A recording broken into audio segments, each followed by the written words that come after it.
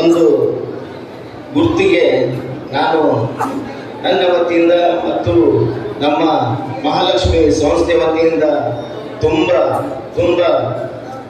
ಧನ್ಯವಾದಗಳನ್ನು ಅರ್ಪಿಸ್ತೇನೆ. ಬಹಳ ಚಿಣುಮಿಣಿಯಾಗಿ ಇರುತ್ತೇನೆ. ಅವರು ಮುಂದೆ ಬರುವ ದಿನಕ್ಕೆ ಇನ್ನೂ ನಮಗೆ ಬಹಳ ಸ್ಫೂರ್ತಿ, ಕಲಬುರಗಿ ಕರ್ನಾಟಕ ಎತ್ತರ ಮಾಡಲಿಕ್ಕೆ ನಮಗೆ ಇನ್ನೂ ಸ್ಫೂರ್ತಿ ತುಂಬಿದ್ದಾರೆ ಅಂತ ಈ ಸಂದರ್ಭದಲ್ಲಿ ಬಹಳ ಹರ್ಷದಿಂದ ಹೇಳ್ತಾ ಇದ್ದೇನೆ. ಇದೇ ರೀತಿ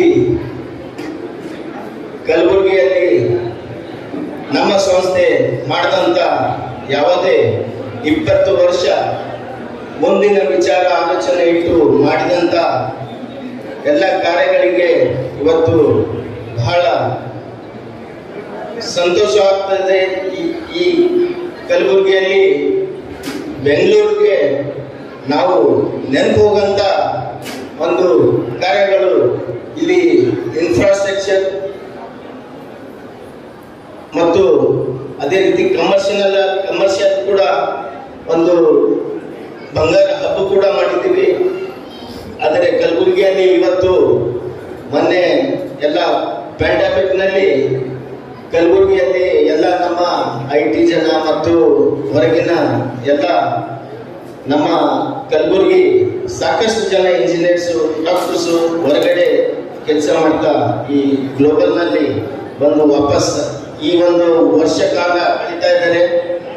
ಅವರ ಒಂದು ಅನಿಸಿಕೆ ಕಲಬುರಗಿಯಲ್ಲಿ ಒಂದು ನಮಗೆ ಬೆಂಗಳೂರು ಕೂಡ ನಾವು ನೆನಪಾಗಂತ ಆ ಫೀಲ್ ಕೂಡ ಕಲಬುರಗಿನಲ್ಲಿ ತಾವೆಲ್ಲ ಕೊಟ್ಟಿದ್ದೀರಿ ಅಂತ ಇಂಥ ಒಂದು ಅವರ ಅನಿಸಿಕೆ ಕೂಡ ಬಂದಿದೆ.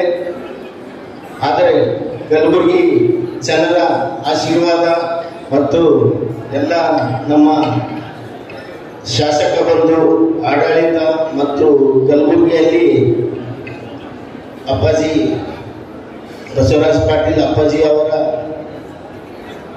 20 ವರ್ಷದಿಂದ ನಮಗೆ ತುಂಬ ಒಂದು ಬೆಳೆಯಲಿಕ್ಕೆ ಅವರ ದಿಶಾ ಸಾಕಷ್ಟು ನಮಗೆ ಬಂದಾಗಮ್ಮ ಅಡ್ವೈಸ್ ಮಾಡ್ತಾರೆ. ಕಲಬುರಗಿಯಲ್ಲಿ ಈ ಥರ ಆಗಬೇಕು ಅಂತ ಅವರ ಒಂದು ನಿಟ್ಟಿನಲ್ಲಿ ಕೂಡ ನಾನು ಕೆಲವೊಂದು ಕಮ್ಮಿ ಕೆಲಸ ಮಾಡಿದ್ದೀನಿ. ಆದರೆ ಅವರಿಗೆ ಮೆಚ್ಚಿದಂಥ ಕೆಲಸ ಮಾಡೀನಿ ಅಂತ ನಾನು ಈ ಸಂದರ್ಭದಲ್ಲಿ ಹೆಮ್ಮೆಯಿಂದ ಹೇಳ್ಕೊತೀನಿ. ಇದೇ ರೀತಿ ಇನ್ನೂ ಸಾಕಷ್ಟು ಕಲಬುರಗಿಯಲ್ಲಿ ಇನ್ಫ್ರಾಸ್ಟ್ರಕ್ಚರ್ ಈ ಒಂದು ಮೇನ್ ರೋಡ್ನಲ್ಲಿ ಹೋಗ್ಬೇಕಂದ್ರೆ ತಾವೆಲ್ಲರೂ ಒಂದು ಶರಣಬಸವೇಶ್ವರ ದೇವಸ್ಥಾನ ಮತ್ತು ಹಜರತ್ ಖಾಜೆ ಬಂದೇ ನವಾಜ ದೇವಸ್ಥಾನ ಅದಾದ ಮೇಲೆ ಸೀದಾ ಆರ್ಚಿಡ್ ಮಾಲಿಗೆ ನಿಮ್ಮ ಎಲ್ಲ ಬೀಗರು ನೆಂಟರು ಯಾರೇ ಊರಿನಿಂದ ಬಂದರೆ ಅಲ್ಲಿಗೆ ಒಂದು ಭೇಟಿ ಕೊಡಬೇಕು, ಕರ್ಕೊಂಡು ಹೋಗ್ತೀರಿ ಅಂತ ಈ ಒಂದು ಇನ್ಫ್ರಾಸ್ಟ್ರಕ್ಚರ್ ಮತ್ತು ಗುಲ್ಬರ್ಗಕ್ಕೆ ಒಂದು ಹೆಮ್ಮೆಯಾದ ವಿಷಯ. ತಾವೆಲ್ಲರೂ ಆಶೀರ್ವಾದದಿಂದ ಇನ್ನೂ ಹೆಚ್ಚಿನ ಮುಂದೆ ನಮಗೆ ಸ್ಫೂರ್ತಿ ನೀವು ಕೊಡ್ತೀರಂತ ಭಾವಿಸಿ ಈ ಒಂದು ಮುಂಚೆ ಸ್ಪೀಕರ್ಸ್ ಮಾತಾಡ್ದಂಗೆ we have a great potential to develop tourism. Develop ಆಗಿದೆ, ಇನ್ನೂ ಡೆವಲಪ್ ಆಗ್ತಾ ಇದೆ. ಬಸವರಾಜ ಪಾಟೀಲ್ ಸಾಹೇಬ್ ಇನ್ನೂ ಡೆವಲಪ್ ಆಗುತ್ತೆ ಅಂತ ಆಸೆ ಇದೆ. ನಮ್ದು land of Basavanna, so many places, Sannati, Ganagapura, Sharanabasaveshwara temple, Khaja Bande Nawaz ದರ್ಗಾ, ಬೌದ್ಧ Vihar, so many places in Gulbarga itself, Bidar, that is too many places that can be developed into a big tourism hub. Develop ಆಗ್ತಾ ಇದೆ. Of late we have also developed into an education hub. Universities ಇದೆ, 4 medical college ಇದೆ, ಇಲ್ಲಿ engineering colleges, central ಯೂನಿವರ್ಸಿಟಿಗೆ students across the country they come here to study. Medical ಕಾಲೇಜಸ್ಗೂ ಎಲ್ಲ ಕಡೆಯಿಂದ ಬರ್ತಾರೆ. In terms of politics, that plays pretty important and big role in policy making developmentally. We have many stalwarts coming from this place. Our very not just ee bhaga kaste ante ee region ke ee state ke ella kadenu contribute madanta stalwarts. This place has produced many stalwarts in terms of politics. Now ellari efforts indage namge special status sikkuva, special status inda that has helped to a great extent ನಮ್ಮ youngsters ಗೆಲ್ಲ educationally, employmentally. Although there are certain concerns, in terms of vacancies that needs to be filled up. I'm sure government is addressing those concerns. But one despite all that, why are they called backward? Any discussion that happens outside Gulbarga, Bangalore, I've attended conferences from Bangalore to Washington DC. Just a reference to Kalburgi or Kalyan, Karnataka, immediate reply comes backward region. Mostly this definition comes from the people who have not visited this place, people who have not understood this place. Probably they would have come here to cover one election. They define what is our place is. It's backward. As if, we don't have an infrastructure, we don't have talented people. That is not true. I think the theme of this conference, Brand Kalburgi, and that should also encourage us to build Brand Kalburgi in a much better way. Probably we should also not neglect the issues that we need to address upfront. There are certain issues. When I say we, and that will be not just doesn't mean that government should address. Government also should address civil society, media, all of us from this place, and also people who wish this place to be developed further. All of us should. I just list out certain challenges that need to be addressed because speakers who spoke before me have already highlighted the strengths of that region. One challenge that I thought is employment generation is a big challenge in this part of the state, especially Kalburgi and we have to create more employment opportunities. There's no other alternative. Employment opportunities, migration. A lot of people we see in Bangalore. Migration as such is not bad. We are all products of migration. We have gone to different places to work, to make our careers. That is not bad. But the migration, temporary migration is not bad. People migrate to bigger cities in few months. That will have a very bad impact on the children's health, education, nutrition.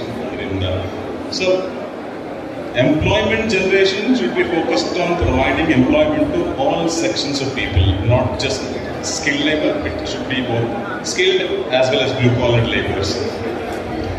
Attracting investments, I think another big challenge that we are facing here.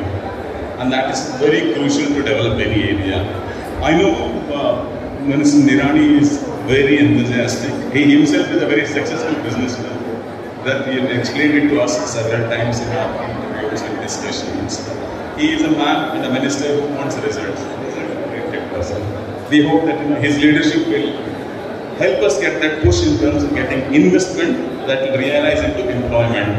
We have also been told that is what government is focusing now in terms of investing in.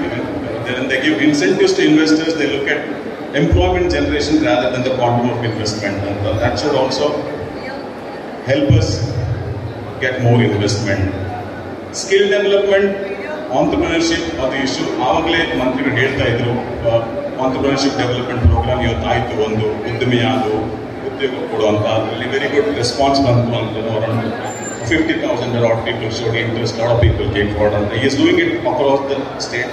If you remember, sir, last time we were very enthusiastic about it. Success happened.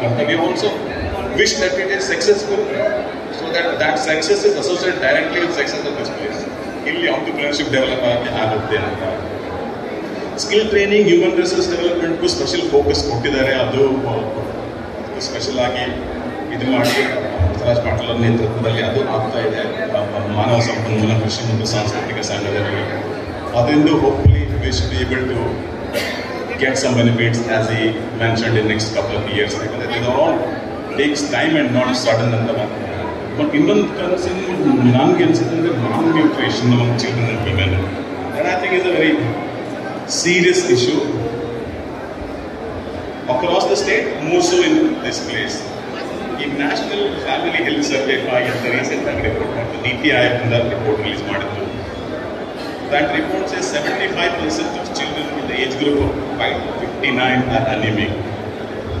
Anemic, that means they're not getting nutritious food. Doctors say anemic children are prone to stunting and other deficiencies. I think we need to address that. The other challenge, I think, is higher education. We are very good, very strong. The universities there, medical colleges there, engineering colleges there. We need to focus a little bit on primary education ಅಂತ ಅನ್ಸಿದೆ. That's where the foundations of the ITP strengthen ನಮ್ದು primary education strengthen ಮಾಡಿದರೆ maybe we can get good results. Our children are able to compete with others in primary education. ಉದ್ದವನ್ನು ನಾವು ಲೆಕ್ಕಕ್ಕೆ ತೆಗೆದುಕೊಳ್ಳುವುದಾದರೆ ಅದಕ್ಕಿಂತ ಕಡಿಮೆ ಇದೆ ಅಂತಕ್ಕಂಥದ್ದು ನಮ್ಮ ಗಮನಕ್ಕೆ ಬರ್ತದೆ. ಹಾಗಾಗಿ ರಸ್ತೆ ಮತ್ತು ಸೇತುವೆಗಳ ಸುಧಾರಣೆಯಲ್ಲಿ ಕೆಲಸ ಆಗಬೇಕಾಗಿದೆ ಅಂತಕ್ಕಂತಹ ಆದ್ಯತೆ ಕಲ್ಯಾಣ ಕರ್ನಾಟಕ ಮಂಡಳಿಯ ಮುಂದೆ ಕೂಡ ಇದೆ. ಹಾಗೆಯೇ ಇವತ್ತು ಶಿಕ್ಷಣದ ಮೂಲಕ ಮಾನವ ಸಂಪನ್ಮೂಲ ಅಭಿವೃದ್ಧಿ ಕೆಲಸಗಳ ಆಗಬೇಕಾಗಿದೆ. ಒಂದು ಅತ್ಯಂತ ರಚನಾತ್ಮಕ ಕೆಲಸ ಇಲ್ಲಿ ನಡೀತಾ ಇದೆ. ನಾನು ಒಂದು 2-3 ತಿಂಗಳ ಹಿಂದೆ ಸನ್ಮಾನ್ಯ ಶ್ರೀ ಬಸವರಾಜ ಪಾಟೀಲ್ ಸೇಡಂಜಿ ಅವರ ಜೊತೆ ಸಂವಾದ ನಡೆಸತಕ್ಕಂತಹ ಸಂದರ್ಭದಲ್ಲಿ ಅವರು ಮಾನವ ಸಂಪನ್ಮೂಲ ಅಭಿವೃದ್ಧಿ ಕೇಂದ್ರದಿಂದ ಹಾಕಿಕೊಂಡಿರತಕ್ಕಂತಹ ಕಾರ್ಯಕ್ರಮಗಳನ್ನ ನಾನು ಗಮನಿಸಿದ್ದೇನೆ.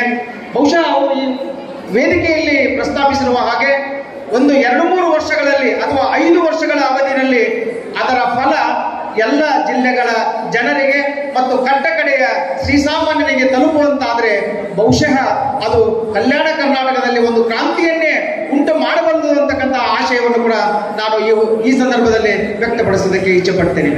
ಹೀಗೆ ಹಲವು ಕ್ಷೇತ್ರಗಳಲ್ಲಿ ಆಗಬೇಕಾಗಿರ್ತಕ್ಕಂತಹ ಕಾರ್ಯಗಳು ಏನು, ಇಲ್ಲಿಯವರೆಗೆ ಆಗಿರ್ತಕ್ಕಂತಹ ಅಭಿವೃದ್ಧಿ ಏನು, ಮುಂದೆ ಆಗಬೇಕಾಗಿದ್ದ ಅಭಿವೃದ್ಧಿ ಕೆಲಸಗಳು ಯಾವುವು ಅಂತಕ್ಕಂತಹ ನಿಶ್ಚಿತವಾದಂತಹ ಒಂದು ಗುರುತನ್ನು ಹಾಕಿಕೊಳ್ತಕ್ಕಂತಹ ಒಂದು ಸಿಸ್ಟಮೆಟಿಕ್ ಆದಂತಹ ಅಧ್ಯಯನ ನಡೀಬೇಕಾದಂತಹ ಅಗತ್ಯ ಇದೆ ಅಂತಕ್ಕಂಥದ್ದನ್ನ ನಾನು ಈ ಸಂದರ್ಭದಲ್ಲಿ ನನ್ನ ಅಭಿಪ್ರಾಯವನ್ನು ವ್ಯಕ್ತಪಡಿಸೋದಕ್ಕೆ ಇಚ್ಛೆ ಪಡ್ತೀನಿ.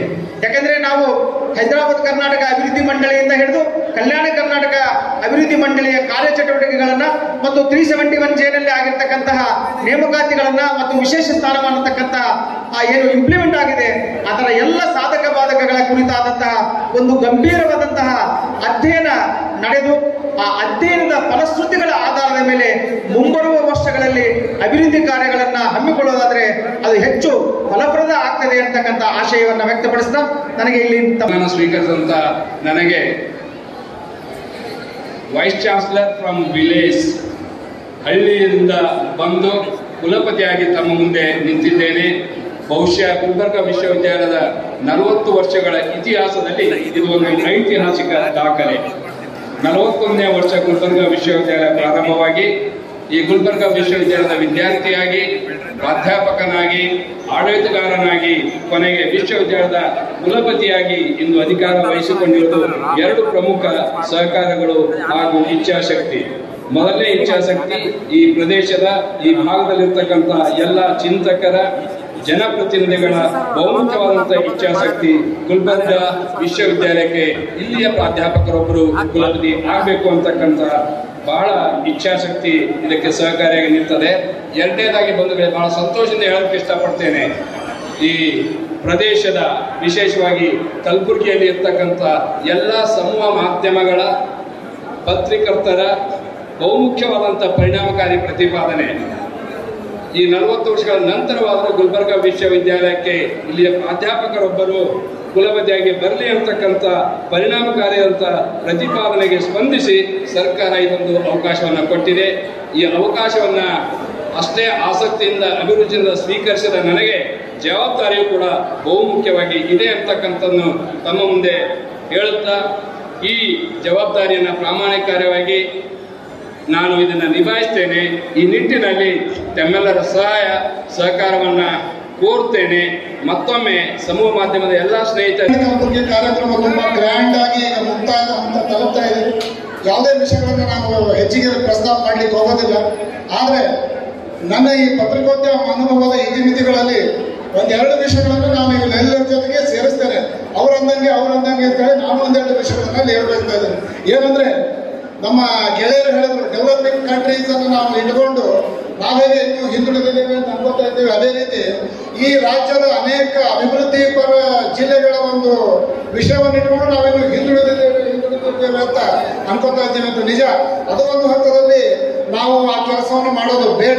ಆದರೆ ಇಲ್ಲಿ ಒಂದು ವಿಷಯ ನಾವು ಪ್ರಸ್ತಾಪ ಮಾಡಲೇಬೇಕಾಗಿದೆ. ಶಿಕ್ಷಣಕ್ಕೆ ಸಂಬಂಧಪಟ್ಟಂಗೆ ಮತ್ತು ಮೂಲಸೌಕರ್ಯಕ್ಕೆ ಸಂಬಂಧಪಟ್ಟಂಗೆ 1934ರಲ್ಲಿ ಈ ಏನು ಸಮ್ಮೇಳನ ನಡೀತಾ ಇದೆ, ಈ ಸಮ್ಮೇಳನದ ಈ ಒಂದು ಸಭಾಂಗಣಕ್ಕೆ ಹೆಸರಂತ ಇರುವಂತಹ ಪೂಜ್ಯ ದೊಡ್ಡಪ್ಪ ಅಪ್ಪ ಅವರು ಈ ಭಾಗದಲ್ಲಿ ಹೆಣ್ಮಕ್ಕಳಿಗೆ ಒಂದು ಪ್ರಾಥಮಿಕ ಶಾಲೆಯನ್ನು ಆರಂಭಿಸಿದರು 1934ರಲ್ಲಿ. ಅದು ಮಹಾದೇವಿ ಕನ್ಯಾ ಪ್ರೌಢಶಾಲೆ ಅಂತೇಳಿ. ಆ ಸಂದರ್ಭದಲ್ಲಿ ಮೈಸೂರಿನಲ್ಲಿ ವಿಶ್ವವಿದ್ಯಾಲಯ ಬಂದ್ಬಿಟ್ಟಿತ್ತು.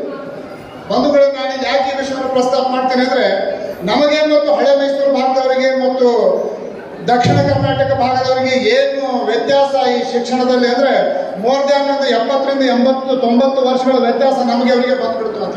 ಅದಕ್ಕೆ ಬ್ರ್ಯಾಂಡ್ ಕಲಬುರಗಿ ಅಂತ ಏನಾದರೂ ಆಗೋದಿದ್ರೆ ಅದು ದೊಡ್ಡಪ್ಪ ಅಪ್ಪ ಅವ್ರ ಜೊತೆಯಲ್ಲಿ ಬ್ರ್ಯಾಂಡ್ ಕಲಬುರಗಿ ಅಂತ ನಾವಿಲ್ಲಿ ಗುರುತಿಸಬೇಕು ಅಂತ ಹೇಳ್ತಾ ಇದ್ದೇವೆ. ಯಾಕಂದ್ರೆ ಆ ಕಾಲದಲ್ಲಿ ಶಿಕ್ಷಣವನ್ನು ಹೆಣ್ಣು ಮಕ್ಕಳಿಗೆ ಕೊಡಬೇಕು ಅಂತ ಪರಿಕಲ್ಪನೆಯನ್ನು ಕಂಡವರು, ಅದ್ರ ಜೊತೆಗೇನೆ ಟಾಂಗಗಳನ್ನು ಹೆಣ್ಮಕ್ಳಿರುವಂತ ಮನೆಗಳಿಗೆ ಕಳಿಸಿ ಅವರನ್ನು ಉಚಿತವಾಗಿ ಶಾಲೆಗೆ ಕರೆತಂದಂತ ಮಹನೀಯರು.